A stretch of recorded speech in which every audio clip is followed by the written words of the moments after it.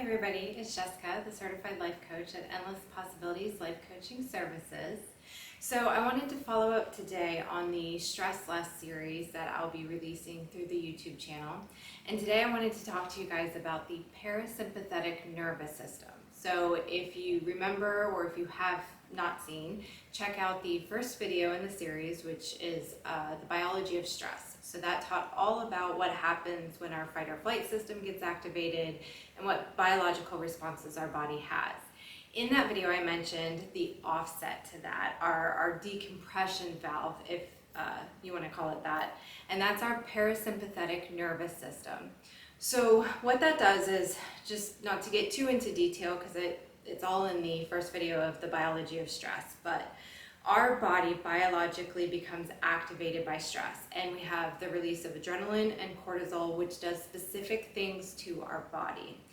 And when I talk about it in that video, it talks about how we nowadays don't really have a good way to let out all of that buildup that the adrenaline and the cortisol produces within our body.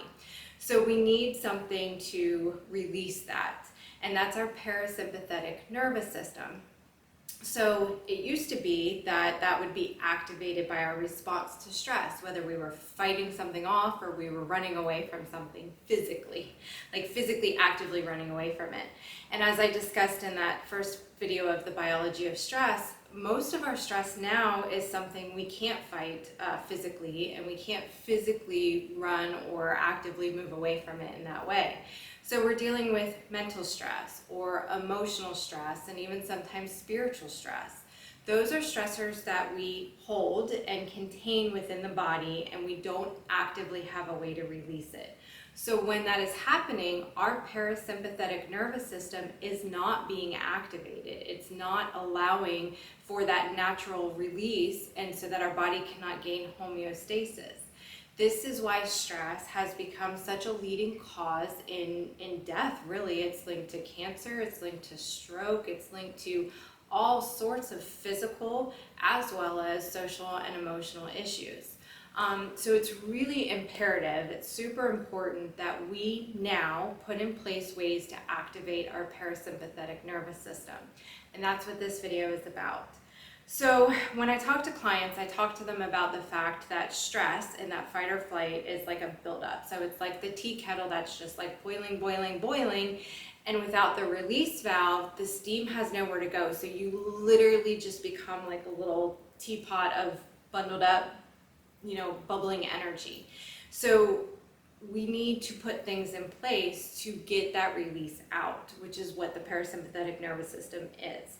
So you can activate it by physical release. You can exercise, build in a daily or weekly kind of routine so that you are physical, you are active, whether it's traditional exercise as far as the gym or a workout routine, or maybe you just like to be very active out in nature, or you're taking the stairs in your office building when you can instead of taking the elevator. I mean, there are small little things that we can do to kind of activate that physical kind of release, but we can also do more large-scale things, such, like I said, as far as working out, or maybe going kayaking or hiking or playing tennis or something like that. Since I cater to adults on these topics, sex is also a very good way to activate the parasympathetic nervous system. I've talked with medical professionals who say that is a very, it's right in line there with exercise. On top of that, it also releases additional hormones that will kind of calm down and combat anxiety and stress and things like that are also kind of incurred through stressful situations. So sex is healthy is the bottom line there, and it's a good antidote to stress. Some other things that we can do though, and they've got a lot of research that also supports this, is self-care. So I know self-care can kind of be one of those tags that people have specific ways of thinking about it, or it's very broad and it's hard to understand. Fundamentally, self-care is putting yourself as a priority and saying, I am going to do these things, whatever they might be for you, to make sure that I'm taking care of my physical wellness, my mental wellness, and my emotional wellness, and even again, spiritual wellness. and that those things are going to be a part of my daily, weekly, and monthly routines. And just as taking care of the responsibilities of my career or the demands and things that I have in place with family are a priority, so are those self-care concepts to me. When I work with clients on the concept of self-care, one of the things that I advise is to have a range of items. So self-care things that have no cost and take very little time, things that have small cost and take maybe a little bit of time, things that are mid-level cost and have a larger time investment, and then those bigger, larger scale things like vacations, or, you know, I live in an area where there's a lot of theme parks, like a theme park day or something like that, where there's a time commitment and a cost commitment that come along with that. But I recommend that everybody has that range in a self-care plan. When I'm saying the no cost to small cost and minimal time, I know for me, classical music is something that I like to just calm me down. It never generates stress for me, so it's background noise that I can have when I notice that I'm feeling extra stressed out, or if I'm in a stressful situation or going to a stressful event. I know that that kind of will set my parasympathetic nervous system in and put my nerves at ease.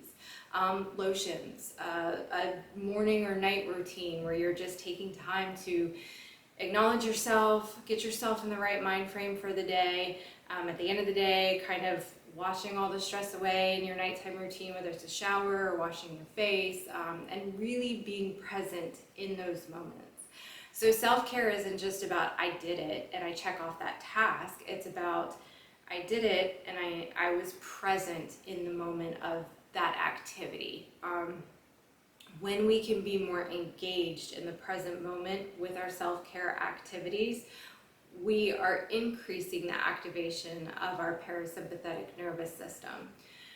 So as we do that, we are allowing our body and supporting our body and finding that balance, that place of homeostasis, so that although stress is going to come and although stress is present and will be again, we are offering our body that outlet to say, but you know what, it's okay. Yes, mentally I'm feeling very drained by this and I'm having a hard time getting it off my mind. But in this moment of self-care, it's okay. I'm going to let it go. I'm going to recognize I can't worry about it. I'm going to focus on this, whatever this might be.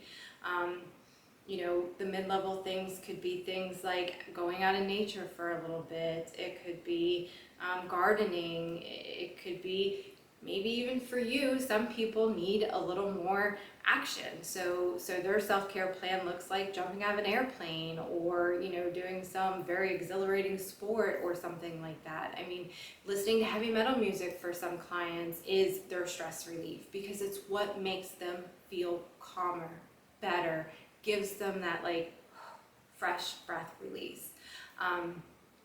So that's really what the self-care component is. And they have found in research that self-care, taking that time, really does bring the benefits that our parasympathetic nervous and balancing those two systems out offers, which is more focus, you have better attitudes, you are actually more creative, you're more open to kind of ideas and opportunities, so therefore you have kind of just a better vibe about you, a better range of moving forward with different opportunities that come your way because you're not so stressed. And when we're stressed, we tend to be a lot more reactive, we tend to be a lot closed off because we feel like we can't take anymore because our poor little system is all bottled up and we have nowhere to go with it, and now you want to pile more things on even if they're good things. So it just really offers a whole new avenue of approaching life when we have the tools and we have the controls and we have the ways to go about activating our parasympathetic nervous system. And again, I think I mentioned this in the first video of the biology of stress. Stress is inevitable.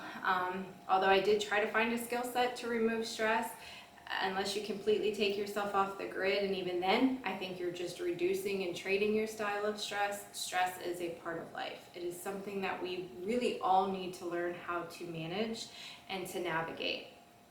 So I will be doing additional videos that talk about a few specific skill sets that we can put in place to help buffer our intake of stress. There are definitely things that we can do within ourselves, within our human condition, to make stress harder to reach us. But those do come with some specific skill sets in their own branch of working. So I'm going to be offering those in kind of a workshop package later on in the YouTube series. But I hope that you have found this video useful. I definitely recommend that you take some time to think about your specific self-care items, whether that is, time with family, time alone, a little mix of both. Again, those things that take little to no money, those things that have a higher price point, that range of stuff. And the use of it is when you do feel your body tensing up, when you do sense the element of stress being very physically, biologically present within your body, you need to go to that list. You need to pick one of those choices that you have made ahead of time, and you need to put it into your schedule. And ideally, as a coach, I would recommend that you build it into your daily, your weekly, your monthly routine. As you're looking at your business plan, as you're looking at your demands for time and for money and for energy, remember that your self-care component needs to be in there too. Because as I said, when you've activated the parasympathetic nervous system, you have a whole lot of more positive contributions to offer to your environment in way of being more optimistic, being able to think more clearly, and all of those things I outlined in the research that they found for self-care. So I do hope that you found this video interesting and useful. If you enjoyed it, please like. If you'd like to hear more about this and other topics, please subscribe. I know I've got some interviews up already, and I'm interviewing some other really fascinating people here in my community. So definitely stay tuned in. I love sharing these things with you guys, and I hope you have a great day. All right, thanks. Bye.